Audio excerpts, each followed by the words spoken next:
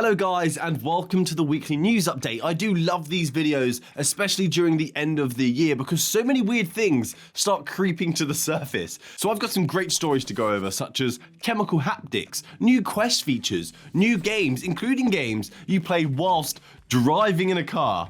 We have virtual reality mods and much more. There is also an Oculus Quest giveaway that is still available in the description down below if you want a chance to win a headset, or some games if you already own a headset. So I think that is enough chin wagging. Let's get started.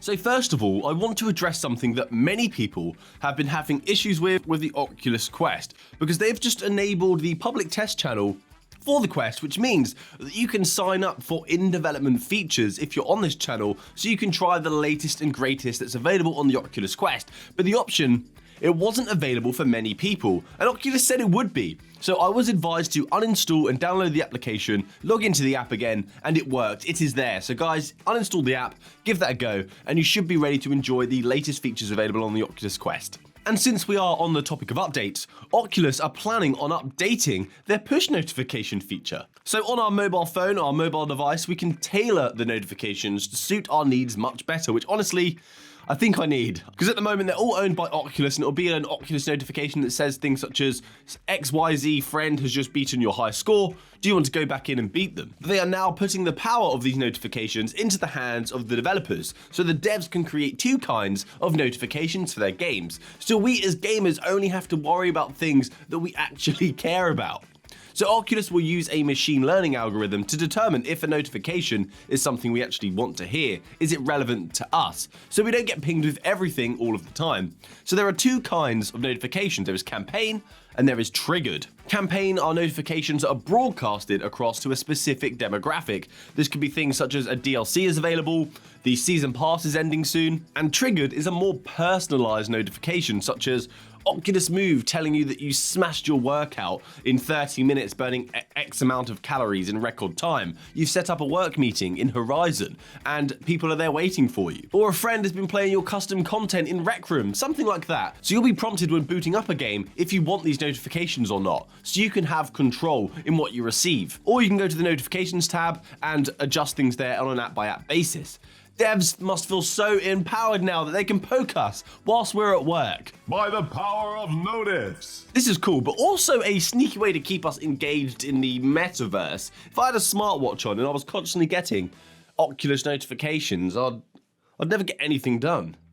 A new exciting game has hit App Lab this week, and it's piqued my interest. It may pique yours. It's called Iron Rebellion. When I saw this, I thought of Titanfall immediately and Rigs on the PlayStation VR platform, minus the bright hyperdash looking style. Iron Rebellion is an online multiplayer mech combat game where you play as a pilot inside one of these machines, and you're going to be battling it out online against people.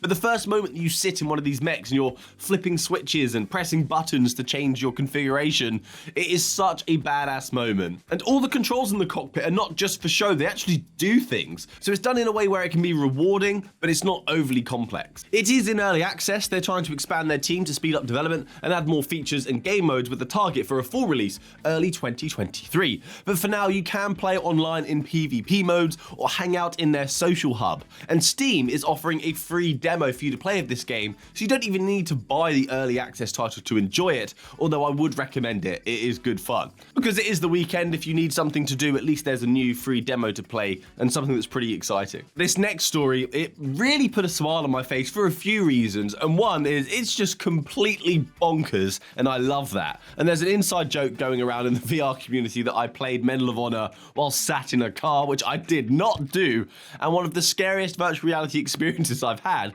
was I was playing a driving sim whilst in the passenger seat while someone was driving, and I crashed in the game, and it was so immersive. I screamed my head off like a little bitch when I rammed into a car from behind. So anyway, Shell Games, who you may know for titles such as Until You Fall and I Expect You to Die, some really amazing loved titles. They are creating a new VR game designed to be played whilst in a moving vehicle.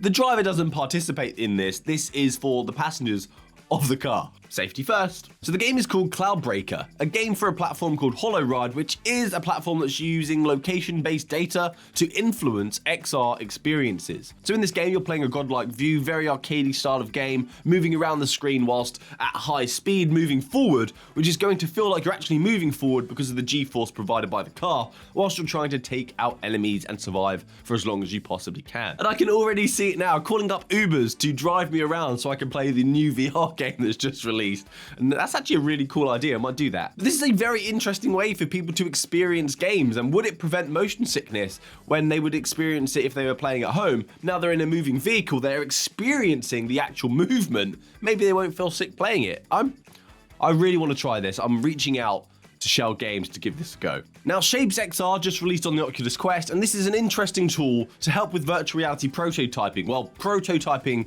3D designs in general, but only at the very early design phase. It's a tool that can be used collaboratively with other people remotely. So you can place down 3D shapes to show off a concept and a design, and also create scenarios of activity to show how you would actually interact with these prototypes. It's a much better way to convey an idea and your process and get feedback instead of drawing something on a piece of paper or seeing something flat on a screen and trying to imagine what it would be like. And my favorite thing about this is you can export your designs via the web using a plugin and put them inside Unity when you're ready for more complex iterations of your designs. And I know this isn't a story for everyone, but it's something that could make development a lot easier. Perhaps we can get better feedback and get better games, better products. So I felt like this had to be shared. So if you're interested in this sort of thing, it's available on the Oculus Store. So I love seeing people try out experimental things in virtual reality. That's how we find out what works, what doesn't work. And in this case, this is a very genius bunch of methods to immerse us in our VR environments, and that is skin chemicals. This sounds like something that you should stay away from at the surface. Skin chemicals. But as a virtual reality enthusiast, I will be your guinea pig. So the University of Chicago have been working on some new haptic tech that uses different chemicals for our bodies to react to allow us to feel heat, cold, tingling, stinging, numbing sensations. The wearable that they have made can be worn over the entire body, but I know where I am not going to put this. It is a silicone wearable that contains a series of pumps that will pump fluid onto the skin. So they are literal VR consumables. There are 5 different chemicals that do different things. And the first is, sorry if I get the names wrong, capsaicin creates the sensation of heat. It's found in spicy foods. We have menthol to simulate the cold. Lidocaine, which can numb the skin as it's an anesthetic. Sanshul, if you say it that way, to give the sensation of tingling. Maybe stay away from that one. I'm glad that wasn't available after watching Benjo's recent video. That is just a joke. I love Ben. I love you, Ben.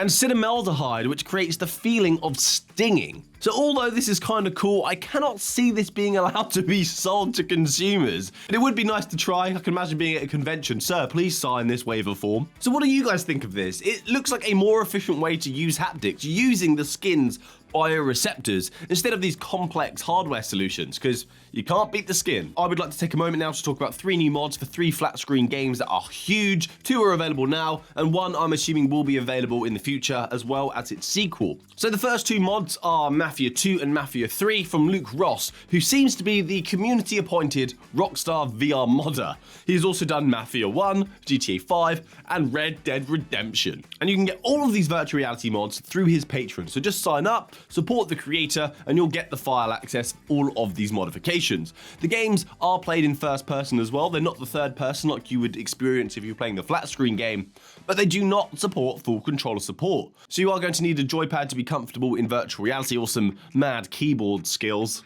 But my favorite mod, the one that is not quite available yet, you may have seen videos around on YouTube, a select few people got access to the mod, and that is for Resident Evil 2. And the grapevine has told me that Resident Evil 3 is also coming soon, which makes sense since it is the same engine. Maybe the guy could do Resident Evil 8 as well, dude, please. But anyway, Resident Evil 2 virtual reality mod support goes into first person instead of third person as well, but it has full controller support, so you don't have to be tied to a gamepad, which is often missing in these virtual reality mods. So amazing work by Preydog. Thank you, my man. I'm really looking forward to trying this one out, and I'm sure hundreds of thousands of others are too.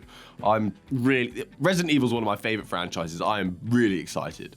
So this one is Surprising! The Vive Focus 3 is a headset that is not a consumer device, but it has incredible reviews from consumers. And it has people asking, why doesn't Vive release this as a standalone consumer device? Because I think you can use it as a PC VR headset still. But anyway, they are dropping an impressive update for this headset. The Focus 3, they are enabling something called location-based entertainment, which increases the inside-out tracking distance of the headset to a 33 by 30 meter play space, which is insane. And another feature called map sharing that lets multiple users coexist within the same space, which means the Vive Focus 3 could be the headset of choice that we see in virtual reality arcades that promote free roaming experience.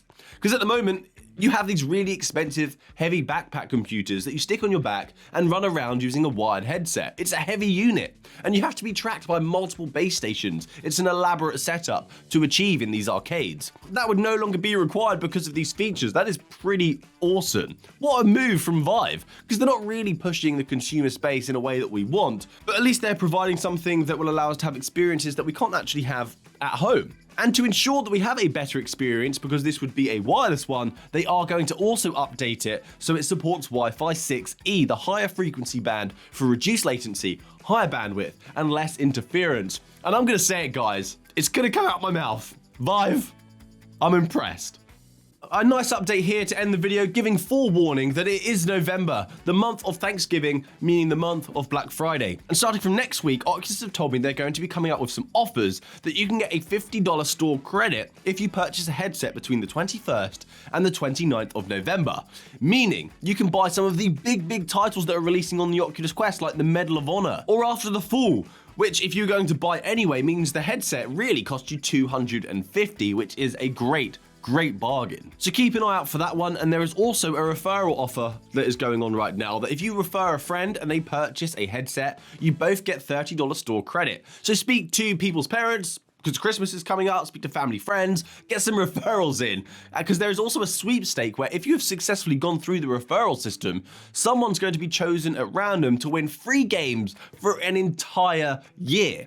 So if you click the referral button, it's going to give you your Facebook friends and you can just spam out messages. So hopefully someone clicks it and buys a headset. So if you're getting a headset, maybe wait till the end of the month or ask a friend to get a referral, because you're both going to benefit so you can buy some more games. So that's it from me today, guys. Thank you for watching to the end of the video. Please subscribe to the channel, join that giveaway, and have a great week. Hopefully I'll see you all next time. Happy gaming. Good day.